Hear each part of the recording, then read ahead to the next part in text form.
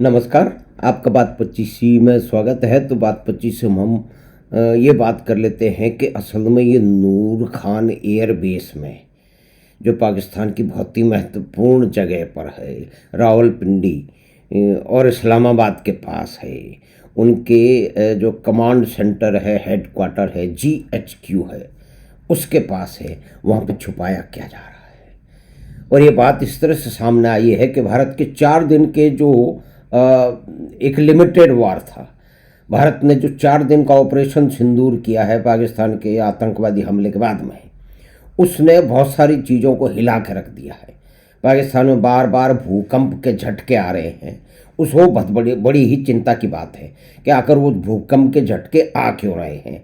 तो विद्वान लोग बता रहे हैं कि Pakistan is sitting on A fault line. तो ये बात तो बिल्कुल सही है कि पाकिस्तान जो है वो जो अर्थ की फॉल्ट लाइन पे है, या पॉलिटिकल फॉल्ट लाइन पे है, या कि किसी और ब्लैकमेल की फॉल्ट लाइन पर है। पाकिस्तान में बहुत सारी फॉल्ट लाइन है।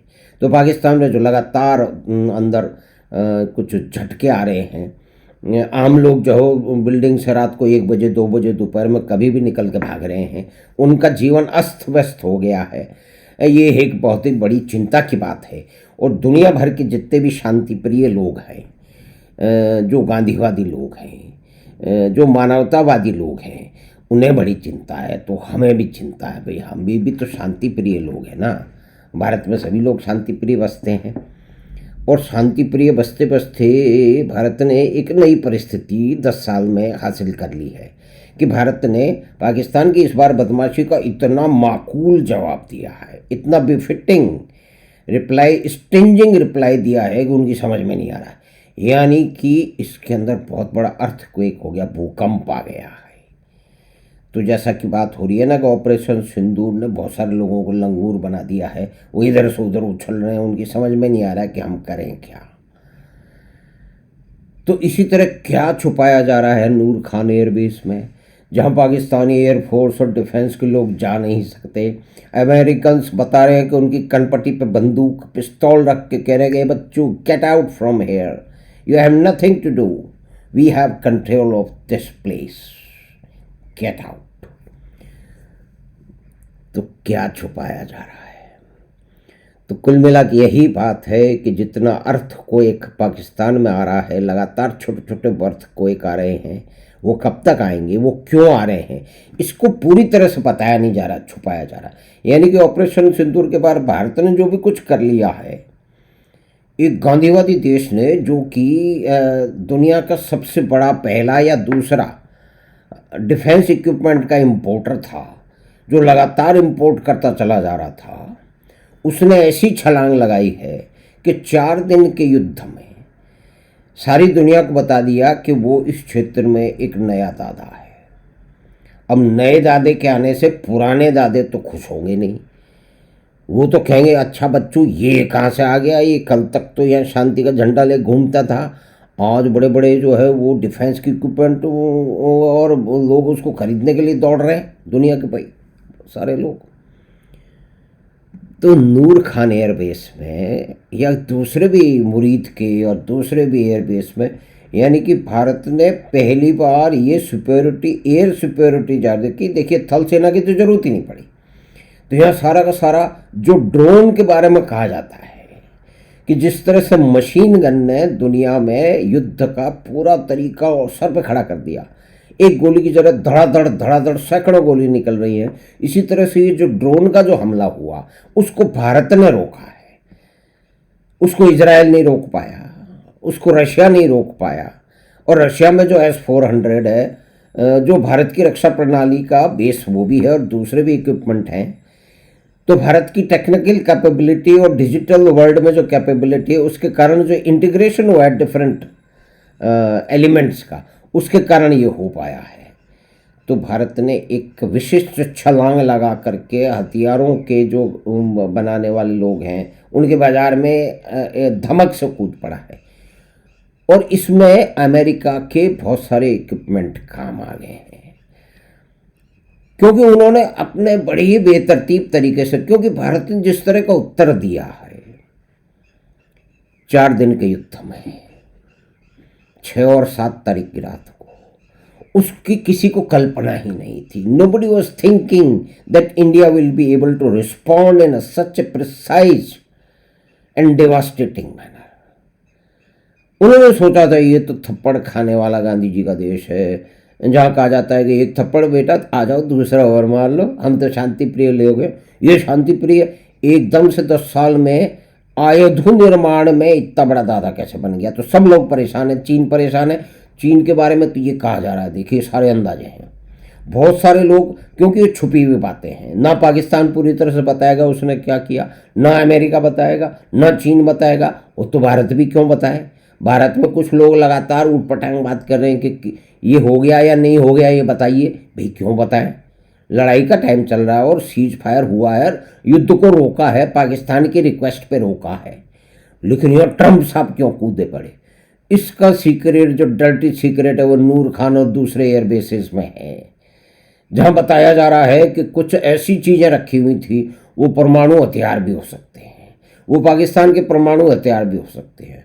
और ये बताया कि किसी और के भी हो सकते हैं, तो किसी और में तो क्या है, अंकल सैम ही आएंगे, उनके भी हो सकते हैं। तो जिस प्रिसीजन के साथ में भारत ने उत्तर दिया पाकिस्तान की बदमाशी का, तो उसमें कई सारे उनके डिफेंस इक्विपमेंट्स ध्वस्त हो गए। उनके ड्रोन की जो टिड्डी दिल की तरह से फेंके, वो भी वहाँ पे नष्ट हो गए, कोई भी अपनी जगह पहुँच नहीं पाया। जितने मिसाइल फेंके वो भी पहुँच नहीं पाए। तो 4 दिन में भारत ने पिछले 10 साल में जो कुछ डिफेंस के क्षेत्र में हुआ है, जिसमें प्राइवेटाइजेशन और मैन्युफैक्चरिंग विद इन इंडिया, जो इंडियनाइजेशन हुआ है, जो 70% डिफेंस इक्विपमेंट अब भारत में बनने लगे हैं, और उसमें प्राइवेट सेक्टर के रोल से जो हुआ है, ये मैं बार बार कर रहा हूँ क्योंकि दूसरे लोग इतनी जोर से कह नहीं रहे, उसमें हमें कुछ अंदाज़ा भी है, क्योंकि छोटा मोटा मशीन बिल्डिंग का और वो सब काम थोड़ा हमें भी अनुभव है, और कुछ लोग हैं जो इस क्षेत्र में लगे हुए, उनसे भी बातचीत होती है। तो भारत दादा बन के हथियारों के बाजार में कूद गया है। तो पुराने व्यापारी तो परेशान होंगे, कहते हैं यार लो, मेरा मार्केट ये ले जाएगा, वो दूसरा कहेगा मेरा मार्केट ये ले जाएगा। तो वहाँ पे बहुत सारी चीज़ें छुपाई जा रही हैं, तो ये नूर खान एयरबेस में छुपाई जा रही हैं। तो ट्रंप साहब कुछ बचा रहे हैं, क्योंकि जब भारत ने 10 तारीख 9 तारीख को उल्टा हमला किया पाकिस्तान की बदमाशी के बाद में, तब बताते हैं कि ऐसी कल्पना की जा सकती है कि ट्रंप साहब को किसी ने उठाया, अरे उठिए उठिए बॉस, कुछ करना पड़ेगा। तो उन्होंने कहा मैं इतना कुछ तो कर रहा हूँ, सारी दुनिया की हिला के रखी हो, मैं और क्या करूँ। कहते हैं आप लड़ाई रुकवाइए। किसकी लड़ाई रुकवाऊँ? यानी कि अमेरिका एक दिन पहले कह रहा था कि ये इन दोनों को देशों की बात है, हमारा इससे कोई मतलब नहीं है, वी हैव नो कंसर्न, क्योंकि उनको मालूम ही नहीं था कि होने क्या वाला है। और जब ट्रंप साहब को रात में उठाया गया, दूसरों को भी उठाया गया, तब बहुत संभालो, झांको। उन्होंने कहा कहाँ झाँकूँ? कहते पाकिस्तान में झाँको। कहते वहाँ कहाँ झाँकूँ? कि नूर खान में झाँको, मुरीद के में झाँको। अच्छा वहाँ क्या हो गया? वहाँ हमारी इक्विपमेंट आई, वहाँ हमने क्या रखा हुआ था? साहब ये टॉप सीक्रेट है, कुछ ऐसा रखा हुआ था जिसको बचाना जरूरी है। तो अच्छा बताओ मुझे क्या करना है? कि आप तुरंत जो है वो फ़ोन लगाओ और ये लड़ाई रुकवाओ।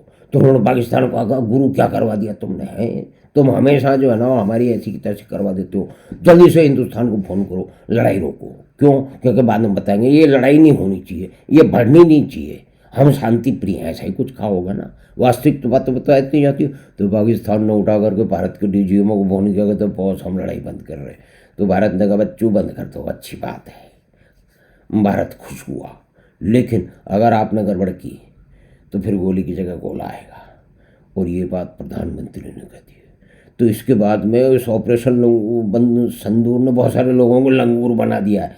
उनकी डोमेस्टिक पॉलिटिक्स की हम बिल्कुल बात नहीं करेंगे, लेकिन यहाँ तो इंटरनेशनल जो डिफेंस मार्केट है उसमें लोग लंगूर बन गए। चीन बड़ा एक्सपोज हो गया, अमेरिका एक्सपोज हो गया, और उन्होंने क्या छुपाया ये एक्सपोज हो गया। तो भारत ने ऑपरेशन सिंदूर ने कई लोगों को लंगूर बनाया। तो हमें आशा है कि छोटी सी बातचीत जो dirty secrets of the Noor Khan base थी, जहां अमेरिका की जो अमेरिका ने कब्जा कर लिया है, वो पाकिस्तानी वो वहाँ घुसने नहीं दे रहे। तो एक बहुत ही क्या छुपाया जा रहा है, कुछ तो राजदारी है कि कुछ छुपाया जा रहा है। तो ये सब संभव तो ऑपरेशन सिंदूर के बाद ही हुआ। तो हमें आशा है कि छोटी सी बातचीत जो कि dirty secrets of Noor Khan base and what mister Trump is hiding भी थी। आपको पसंद आई होगी तो आप चैनल बात 25 को सब्सक्राइब करें, लिंक अपने मित्रों और परिवार के साथ साझा करें। हम आपसे फिर मिलेंगे बात 25 की अगली बात में। धन्यवाद, नमस्कार।